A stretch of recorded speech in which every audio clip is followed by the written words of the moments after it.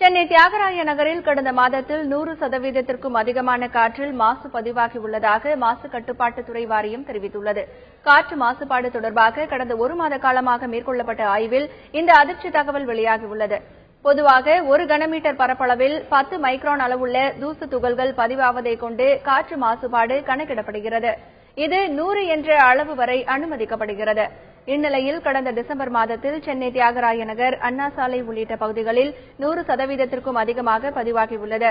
அண்ணா சாலையில் கடந்த டிசம்பர் 23ஆம் தேதி காற்று மாசுபாடு 200 என்ற அளவிலும், தியாகராய நகரில் 29ஆம் தேதி 244 என்ற அளவிலும், 31ஆம் தேதி 234 என்ற அளவிலும் பதிவாகியுள்ளது. சாலை பழுது, போக்குவரத்து நெரிசல் போன்ற காரணங்களால் அதிக மாசு ஏற்பட்டுள்ளதாக மாசு கட்டுப்பாட்டு வாரியம் தெரிவித்துள்ளது.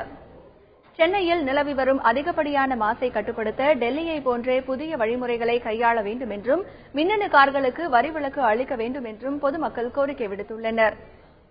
வீக்லி ஒன்ஸ் இந்த மாதிரி ஏதாவது ஒரு வெஹிக்கிள் இல்லாத ஒரு வீக்கா கொண்டு வரலாம். ஒன்று டெல்லியில் இருக்கிற மாதிரியும் ஃபாலோ பண்ணலாம். ஆட் நம்பர்ஸ், ஈவன் நம்பர்ஸும் நல்லா தான் இருக்கும். ரோட்ஸ் மேக்ஸிமம் கொஞ்சம் டஸ்ட் இல்லாத ரோட்ஸ் அந்த மாதிரி ஏதாவது புதுசாக எதுனா பண்ணால் நல்லா இருக்கும். கார்ஸ்க்கு டாக்ஸ் எக்ஸம்ஷன் கொடுக்கணும். மகாராஷ்டிராவில் கொடுத்துருக்காங்க. இப்போ அது மாதிரி.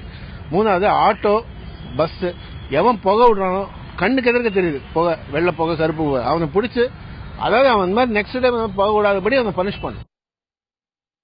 நாட்டிலேயே தலைநகர் டெல்லியில் அதிக காற்று மாசுபாடு ஏற்படுவதாக டெல்லி உயர்நீதிமன்றம் அண்மையில் குறிப்பிட்டிருந்தது. இதைத் தொடர்ந்து அங்கு பல்வேறு மாசு கட்டுப்பாட்டு நடவடிக்கைகள் எடுக்கப்பட்டுள்ளன. இந்நிலையில் டெல்லிக்கு அடுத்தபடியாக சென்னை தியாகராய நகரில் அதிக மாசு பதிவாகியுள்ளது குறிப்பிடத்தக்கது.